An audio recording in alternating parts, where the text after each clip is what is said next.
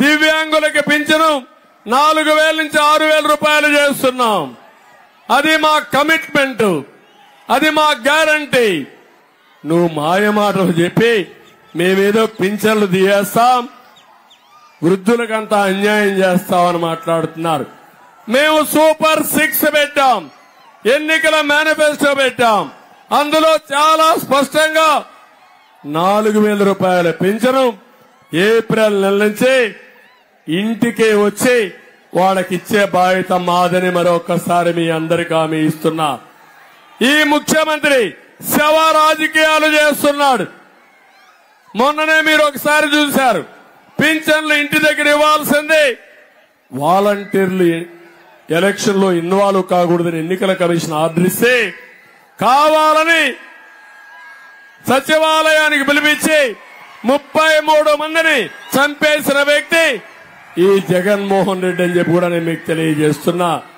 ఇప్పుడు కూడా మీరు చూడండి, 1,50,000 మంది సచివాలయ స్టాఫ్ ఉన్నారు. 40 మందికి పింఛన్ ఇవ్వాలి, ఇవ్వకుండా బ్యాంకుల్లో వేసి ముసలి వాళ్ళని ఇబ్బందులు పెట్టి నానా యాతనాలు పడే పరిస్థితి తీసుకొచ్చారంటే చాలా బాధేస్తుంది. ఇవన్నీ చూస్తే చాలా అన్యాయం అని చెప్పి కూడా నేను మీకు తెలియజేస్తున్నా.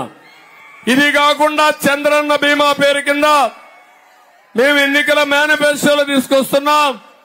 ఎవరైనా సహజ మరణం అయితే 5 లక్షలు, ఎవరైనా యాక్సిడెంట్ చనిపోతే 10 లక్షలు తీసుకొస్తామని కూడా మీకు తెలియజేస్తున్నా. ఇంకో పక్క ఆరోగ్య బీమా ప్రతి ఒక్కరికి 25 లక్షల రూపాయలతో తీసుకొస్తాం. బీసీ డిక్లరేషన్ తీసుకొచ్చాం, నాయి బ్రాహ్మణులకు న్యాయం చేస్తాం. బీసీలకైతే 5 ఏళ్లలో 1,50,000 రూపాయలు ఖర్చు 1,50,000 కోట్లు ఖర్చు పెట్టి వాళ్ళని పూర్తిగా ఆదుకునే బాధ్యత మేము తీసుకుంటాం. కాపు సంక్షేమం, ఇక్కడ బలిజాస్ కూడా ఉన్నారు. మీ సంక్షేమానికి కూడా 15,000 కోట్ల రూపాయలు బడ్జెట్ లో పెట్టిన పార్టీ తెలుగుదేశం మిత్ర కూటమి పార్టీ అని చెప్పి నేను మీకు తెలియజేస్తున్నా. వీళ్ళకే కాకుండా క్రిస్టియన్స్ గాని అందరికి పెట్టాం. కడాన రవాణా రంగానికి కూడా మీరు చూస్తే ప్రతి ఒక్క డ్రైవర్ కి సంవత్సరానికి 15,000 రూపాయలు ఇచ్చే బాధ్యత మాదని మీకు హామీ ఇస్తున్నా. ఇలాంటి కార్యక్రమాలతో ఈ రోజు మేము మీ ముందుకొచ్చాం. ఇక్కడ ఒకసారి మీరు ఆలోచిస్తే నేను ఒకటే హామీ ఇస్తున్నా, మాకు కమిట్మెంట్ ఉంది, చేయాలని పట్టుదల ఉంది, ఈ యువతను సమర్థవంతంగా ఉపయోగించుకోవాలని ఆలోచన ఉంది. నేను ఇవన్నీ చేస్తా ఉంటే పవన్ కళ్యాణ్ గారు ఒక సజెషన్ ఇచ్చారు. సెన్సస్ ఉంది, జనాభా చేస్తున్నారు, బీసీల కోసం అడుగుతున్నారు, ఎస్సీల కోసం అడుగుతున్నారు, మతాలు కూడా అడుగుతున్నారు. కానీ ఏవైతే నైపుణ్యం ఉందో స్కిల్ సెన్సస్ పెట్టి మన యువతకి ట్రైనింగ్ ఇవ్వగలిగితే ప్రపంచాన్ని జయిస్తారంటూ ఆయన ఒక ఉదాహరణ చెప్పాడు. నాకు చాలా బాగా నచ్చింది. చిన్నప్పుడు ఆయన కూడా ఒక సాధారణ కుటుంబంలో పుట్టాడు. ఈయన కంటే ముందుగా వీళ్ళ సోదరుడు చిరంజీవి గారు సినిమా యాక్టర్ అయ్యాడు. ఆయన సినిమా యాక్టర్ అయితే ఈయన కూడా సినిమా యాక్టర్ చేయాలని ట్రైనింగ్ పంపించాడు.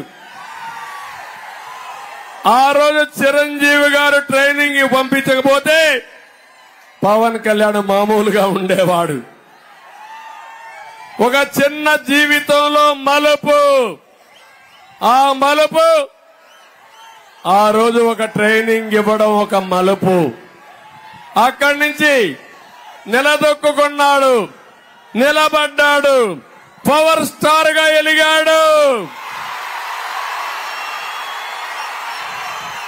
ఇప్పుడు రాజకీయాల్లో కూడా ఎత్తు పల్లాలు చూశాడు, స్ట్రగుల్ అయ్యాడు, పోరాడాడు, నిలదొక్కున్నాడు. అది జీవితం నేర్పించిన గుణపాఠం. సరైన సమయంలో ఒక నిర్ణయం ముందుకు తీసుకుపోతుంది. అదే మేము ఆలోచిస్తున్నాం. రాష్ట్రంలో ఉండే ప్రతి ఒక్క యువతకి చేయూతనిచ్చి మీ భవిష్యత్తు రాష్ట్రాన్ని మళ్లీ కాపాడుకునే స్థాయికి వచ్చాం.